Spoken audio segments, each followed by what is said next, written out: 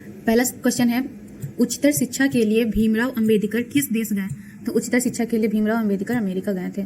जाति पाति तोड़क मंडल का वार्षिक सम्मेलन किस वर्ष हुआ? तो यह सम्मेलन 1936 ईस्वी में हुआ था। अगला सवाल है, निम्न में से कौन पड़ोसियों के आवारागर्द छोकरों के साथ लट्टू नचा रहा था? तो मदन लड़कों के साथ लट्टू नचा रहा था। भारत से हम क्या सीखें शीर्षक पाठ साहित्य की कौन सी विद्या है? तो यह भाषण है। चारुचंद्र लेख नामक उपन्यास किस लेखक की रचना है? तो यह हजारी प्रसाद द्विवेदी की रचना है। अगला सवाल है, लेखक गुणकार मूले की शिक्षा की भाषा क्या थी?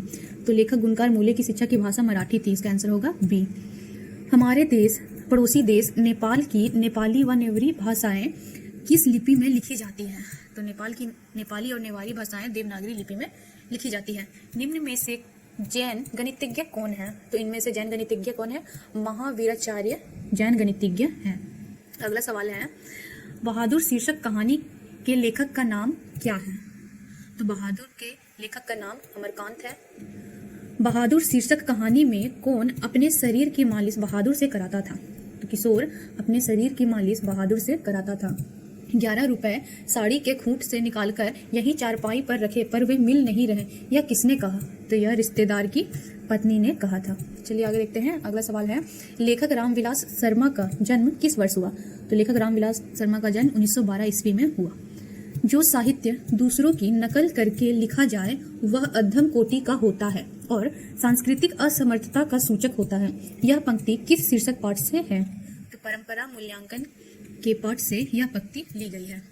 अगला सवाल है, कितने वर्ष की उम्र में बिरजू महाराज को संगीत नाटक अकादमी अवार्ड मिला? तो 27 साल की उम्र में उन्हें संगीत नाटक अकादमी पुरस्कार मिला था। बिरजू महाराज कानपुर कितने साल रहे? तो बिरजू महाराज कानपुर 2-2.5 साल रहे। अवन्यो शीर्षक पाठ में फ्रेंच शासकों ने किनकी गतिविधियों पर नजर रखने के लिए किला बनवाया? तो पोप की गतिविधियों को नजर रखने के लिए किला बनवाया। रोन नदी कहाँ स्थित है? रोन नदी दक्षिण फ्रांस में स्थित है। इसका आंसर होगा डी, दक्षिण फ्रांस में स्थित है। अगला सवाल है, दीवार में एक खिड़की रहती थी नामक उपन्यास किस लेखक की रचना है? तो यह विनोद कुमार शुक्ल की रचना है। मछली शीर्षक कहानी में लेखक की माँ क्या कर रही है? तो मछली शीर्षक में कहानी में लेखक की माँ मसाला पीस रही है। सरपट का शाब्दिक अर्थ क्या होता है?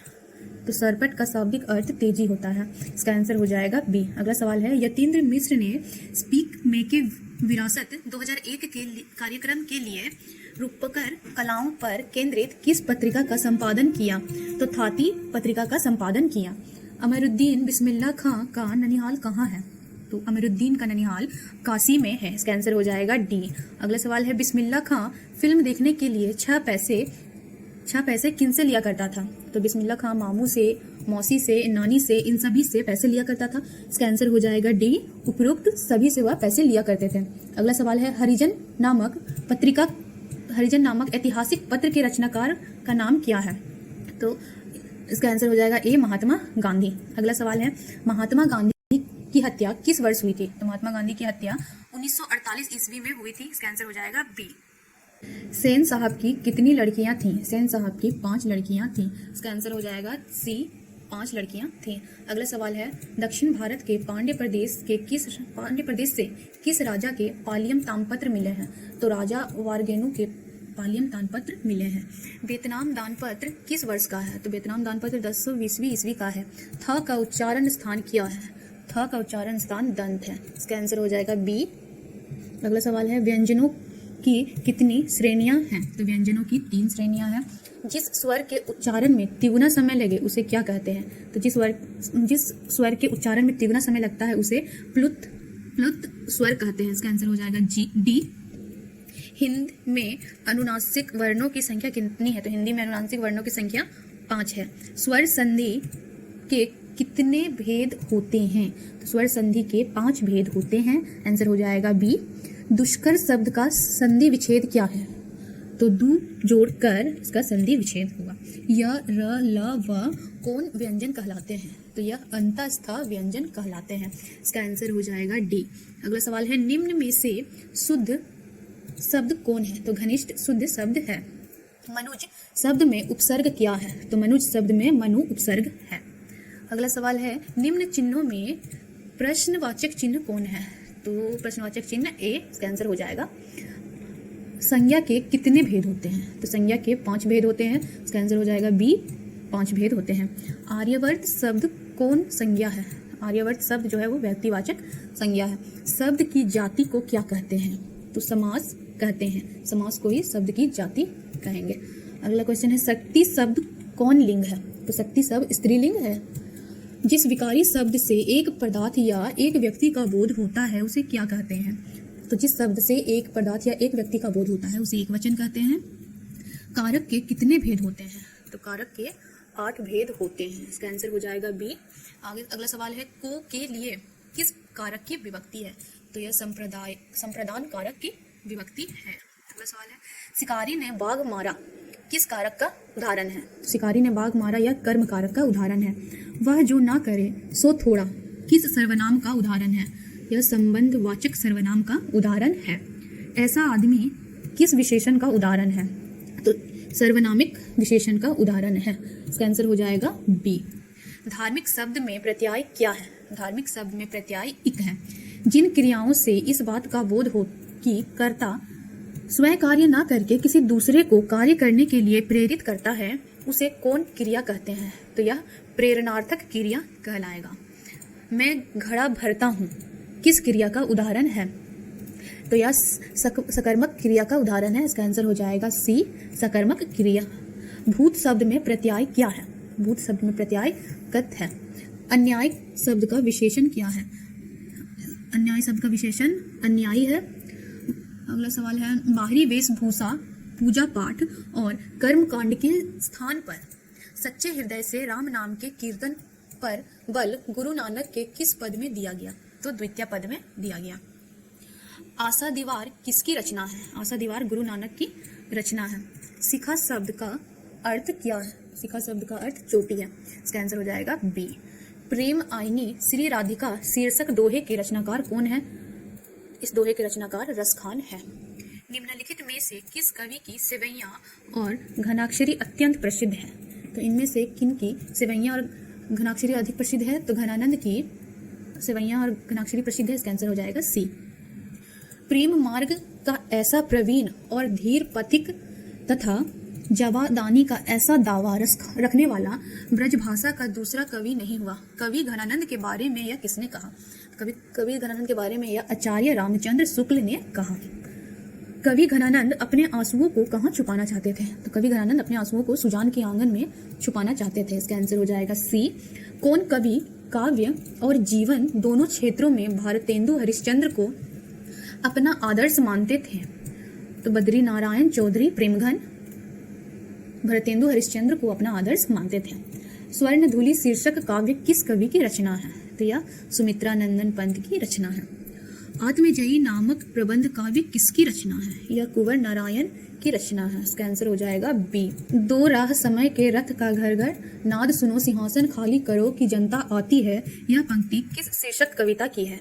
तो यह जनतंत्र का जन्म कविता की पंक्ति है। अगला सवाल है, सच्चिदानंद हीरानंद वात्स्यायन अज्ञेय की कविता निम्न में से कौन है? तो हिरोशिमा है। हिरोशिमा शीर्षक कविता में जली हुई छाया किसकी साक्षी है? मानव की साक्षी है। एक वृक्ष की हत्या शीर्षक कविता में कौन हमेशा चौकन्ना रहता है? तो वृक्ष हमेशा चौकन्ना रहता है। अगला सवाल है, कवि वीरेन डांगवाल का जन्म किस वर्ष हुआ था? तो कवि वीरेन डांगवाल का जन्म 1947 ईस्वी में हुआ था। हमारी नींद शीर्षक कविता में किसने बीज की फूली हुई छत को भीतर से धकेलना शुरू किया?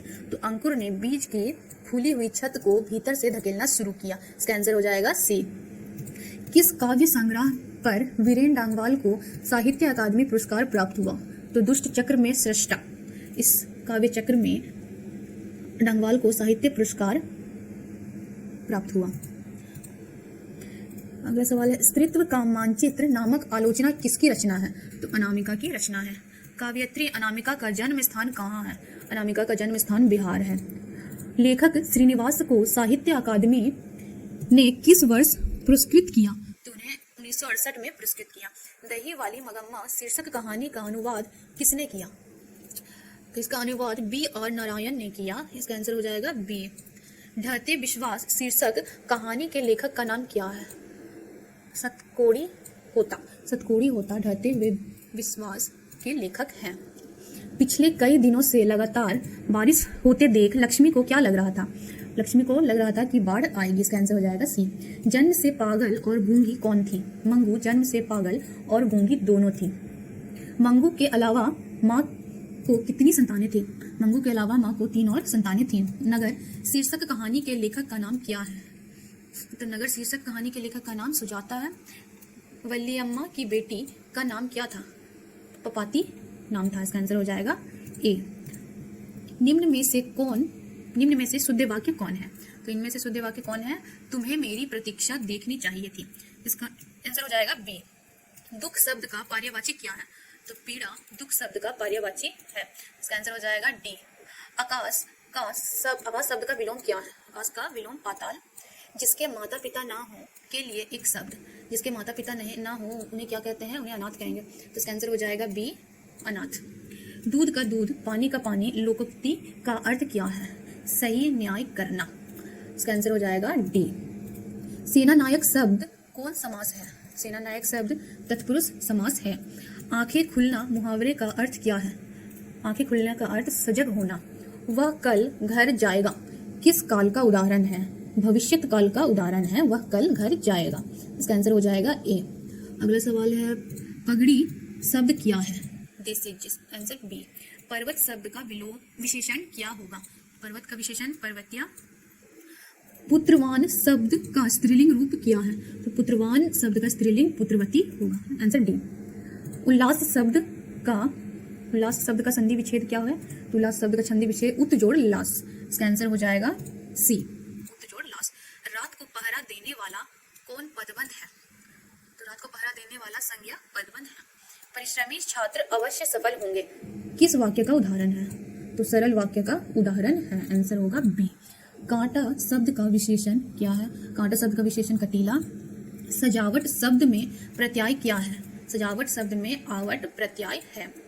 सुसंगति का विलोम शब्द क्या होगा? सुसंगति का विलोम शब्द कुसंगति होगा। इसका आंसर हो जाएगा डी, कुसंगति। महात्मा शब्द कौन समास है? तो कर्मधारय समास है। आंसर होगा ए, कर्मधारय समास। उद्गम शब्द का संधि विच्छेद क्या है? उत जोड़ गम, उद्गम शब्द का संधि विच्छेद है। भा का उच्चारण स्थान क्या है? भा का उच्चारण स्थान ओष्ठ है।